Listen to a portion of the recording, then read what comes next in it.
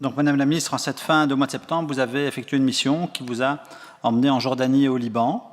La crise des réfugiés syriens était, je pense, l'objet principal de vos travaux sur place et vous avez visité plusieurs projets soutenus par notre coopération au développement et y avez rencontré plusieurs responsables politiques, des représentants de l'UNRWA, du Haut Commissariat aux réfugiés, ainsi que des organisations de la société civile.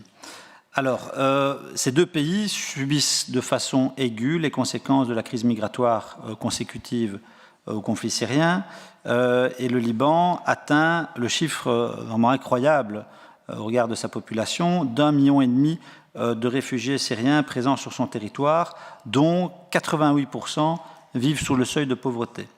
La Jordanie accueille également une part importante des déplacés de guerre syriens et il s'y ajoute aux 2,2 millions de Palestiniens et aux 300 000 Irakiens déjà présents.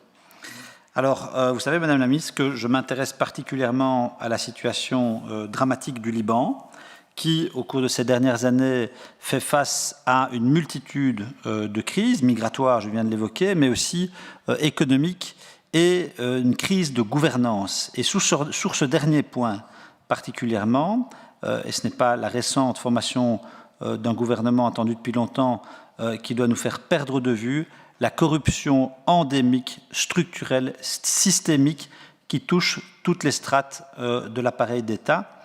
Et nous devons rester absolument vigilants à ce sujet. Vous avez par ailleurs eu l'occasion d'échanger avec le nouveau ministre libanais des Affaires étrangères. Et donc mes questions sont les suivantes. Quels enseignements avez-vous tiré de vos rencontres avec les acteurs impliqués dans la gestion de la crise migratoire syrienne? Quel a été le résultat de votre rencontre avec le ministre libanais des Affaires étrangères en ce qui concerne les conséquences de l'explosion du port de Beyrouth? Est-ce que c'est un dossier que vous avez abordé avec lui et surtout dans ses implications judiciaires, sachant que le dossier, de ce point de vue-là, n'avance absolument pas?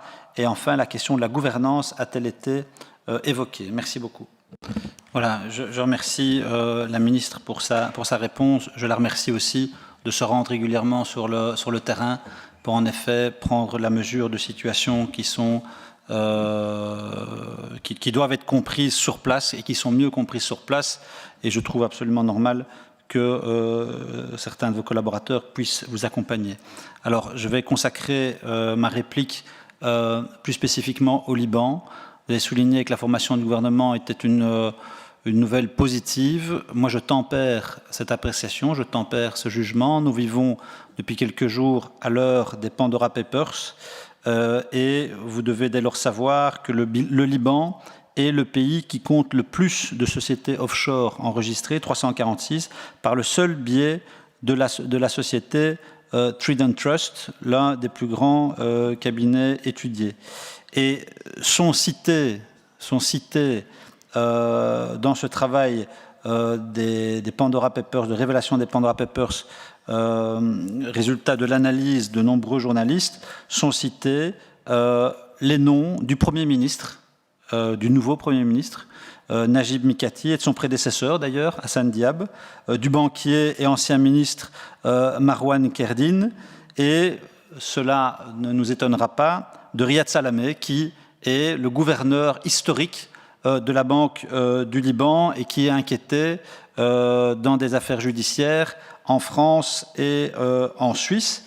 Et alors on passe évidemment sur la série d'autres hommes politiques, hommes d'affaires et journalistes libanais. Et pour ne parler que du Premier ministre actuel, il est accusé d'avoir acquis en 2010 une propriété d'une valeur de 10 millions de dollars à Monaco par l'intermédiaire d'une société écran panaméenne. Et je vous dis ça pour souligner qu'à mon sens, il est nécessaire que la Belgique, mais encore plus l'Union européenne, conditionne l'aide qu'elle apporte au Liban, pays clé dans la région, que l'aide qu'elle apporte au Liban soit conditionnée à un vrai travail de lutte contre la corruption, à un vrai assainissement de l'appareil d'État qui est gangréné par la cupidité et la corruption de ses dirigeants.